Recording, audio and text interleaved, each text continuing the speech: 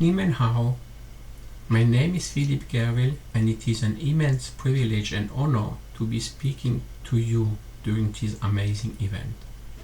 I'm a French citizen and I spent about 40 years in a few industries in major global companies.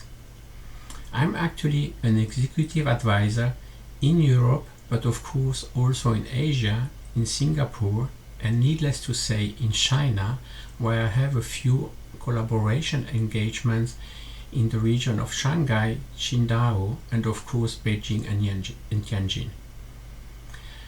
I'm a digitalization humanist, a futurist, and an innovation KOL.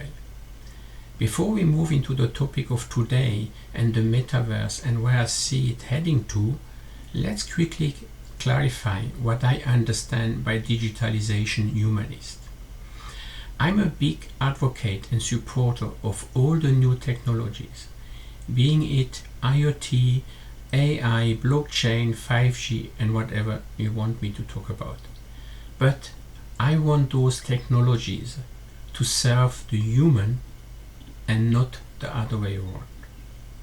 Having clarified that, let's now move to the key topic of today and where I see the metaverse heading to. First of all, and I strongly believe in it, the metaverse is promised to be the biggest major tech disruption to our everyday life since the smartphone. And I grew up in an environment years ago where we didn't have smartphones.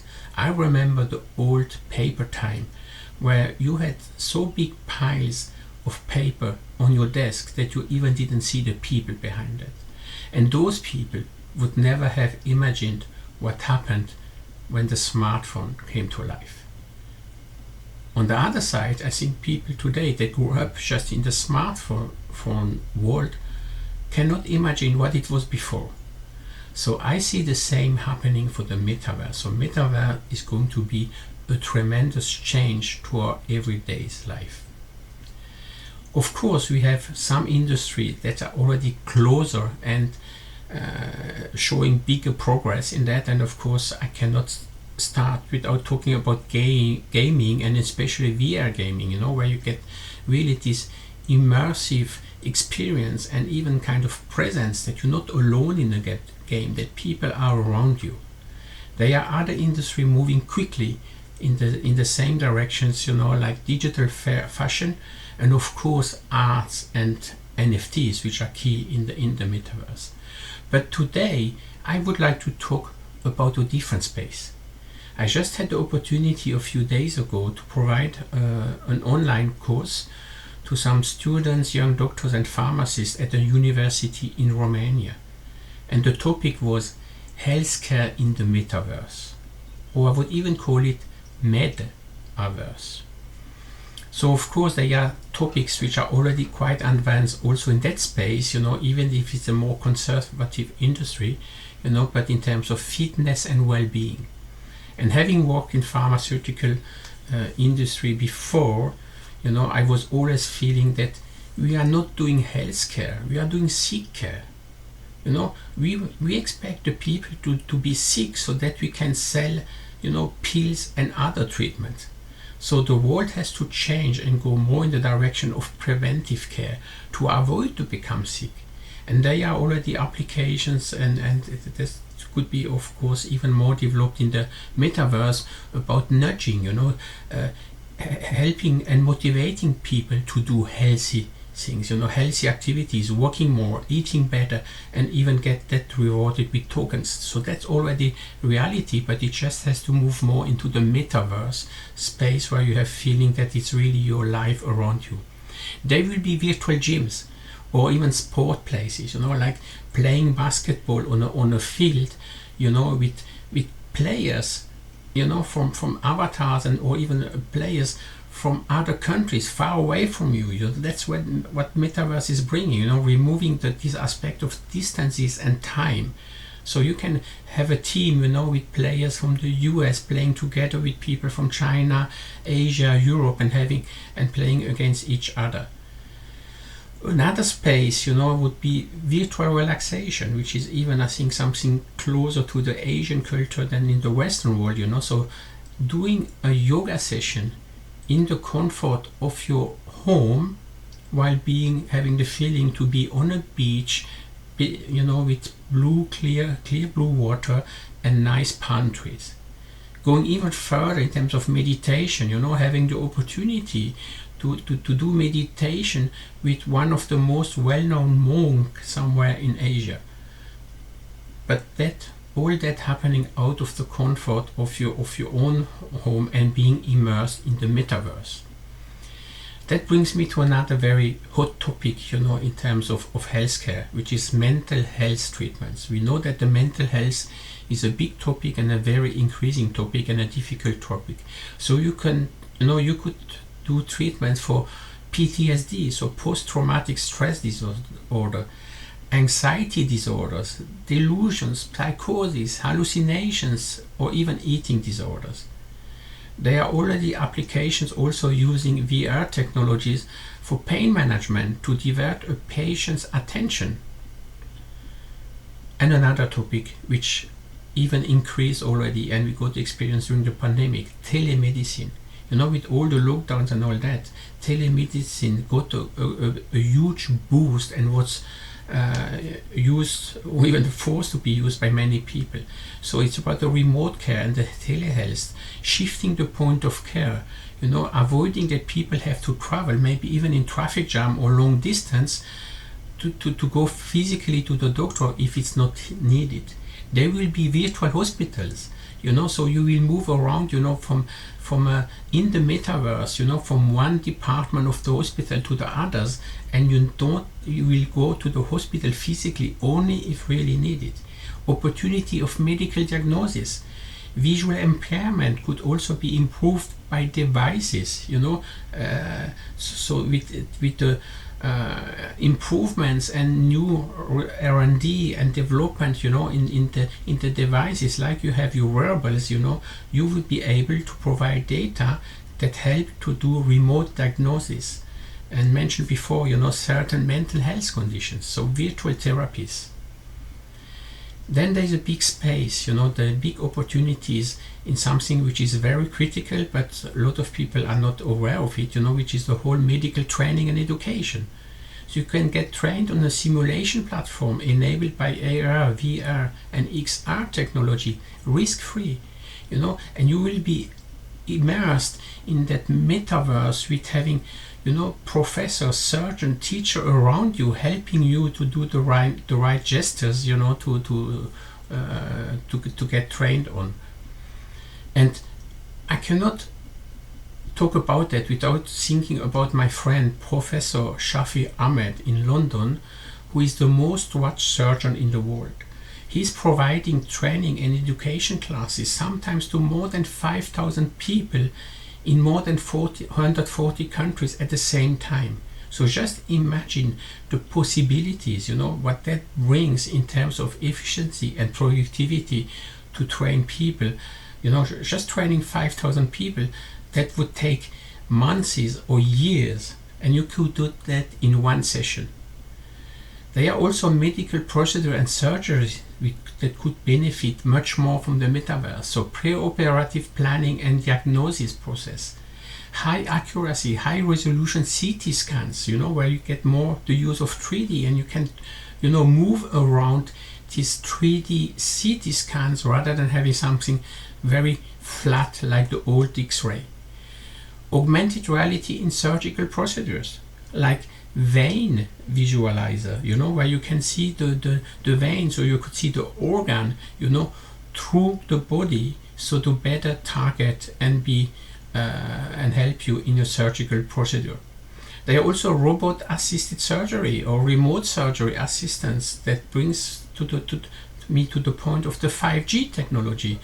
This is already happening, but you need 5G technology because you cannot afford any latency if you do a remote surgery.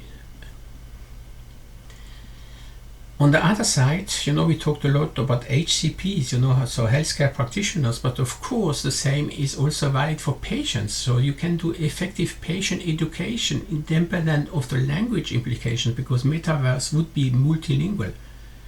And then the last point I'd like to mention in that space, and it's very close to my heart, is the dream of a digital twin. Doing some advisories also in the manufacturing space. We talk a lot about digital twins, and doing scenarios on equipments to predict, preventive maintenance and all that, to avoid to do it too late when the machine is breaking. I just imagine the same about my body.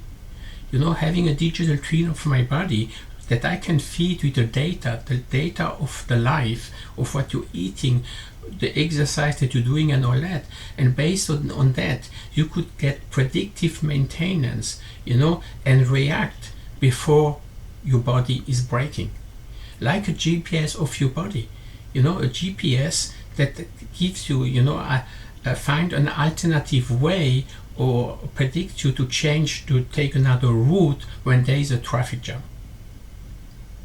Of course, there will also be pharmacies, in terms of the whole healthcare business. There will be pharmacies in the metaverse, and some companies like CVS Pharmacy in the US have already filed for NFT, blockchain, and metaverse trademarks. So that's bringing me more to the commercial aspect also, but the key point for me is we should not imagine the metaverse with our short-minded mindset of the actual business models. There will be radical new business models. We have to open our mind and think differently, and this new business model, including financial and commercial models, will be quite different in the metaverse, opening new spaces. In terms of healthcare, I would start to talk about health is wealth, to make also money with your health and your right behavior, so to be rewarded for that, and getting monetization, getting paid for your data and doing things right. So there will be completely new business model in that space, but there are still key challenges. Of course, if I talk healthcare, there are clear challenges about regulations, data privacy and security, and of course also ethics. And we cannot avoid those discussions, and we have to put them on the table and address them. While there is resistance to change, adoption, and classical adaptation challenges, the technology that was actually allowing that we just talk about all that, because of the tremendous improvement, change, and capabilities, the technology has still some limitation. We will have to address topics like interoperability and scalability. But more importantly for me, it is the whole topic about accessibility. So we're still having high costs. We need to improve on that, like every innovation that was done, so that it becomes affordable for the mass users. There are usability discussions. What seems maybe easy for some people, to wear a headset may not be easy for some other people, and the plug and play concept is quite often more a word than the reality. It needs to become seamless. Maybe, today a VR headset is quite heavy, big, so it should become more seamless, even down maybe to a lens, to just put a lens on your eye that have all those capabilities.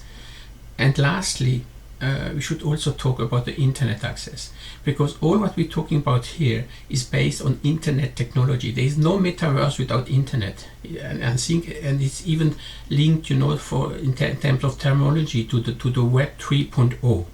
But we have to keep in mind that we still have challenges in terms of world internet penetration. The worldwide internet penetration is around 66%. That means that still 34% of the world doesn't have access to internet. And that is even very different from continent to continent and country to country. So if I focus on Asia, Asia has an internet penetration of 64%. And that's Asia. Luckily, and very impressively I would say, China has an internet penetration of 73%, which is quite impressive if you think about a population of 1.4 billion. But this means still that 1/4 of China, of the population, doesn't have access to internet. So we have also to keep in mind to build the infrastructure and to allow to more people to join that metaverse revolution, and not just move on and letting those people behind us. So let's conclude. My last word is about, you hear often about this parallel world and virtual world, and I think it's a mistake, because we should not forget the real life. But my point is more that metaverse should not be like a parallel world. It should be part of our life. It is not a separate world. It is our world. And it's just like the smartphone is not a separate world. It's part of our today's daily world, or it's even like dreams. Let's talk quickly about dreams. Are dreams part of our life or not? I would not argue too much. If you know the impacts that dreams have on our health, on our mood, and on our daily life. So I would say, dreams are maybe like the metaverse, but they have a big impact on ourselves. And this should be the same about metaverse. It's part of our life. It's not a separate life. And like the dreams, they are good dreams, but also bad dreams.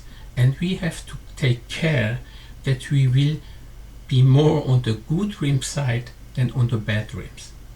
Thank you very much for your attention, and please feel free to get in touch with me if you want to have more information or to have further discussion.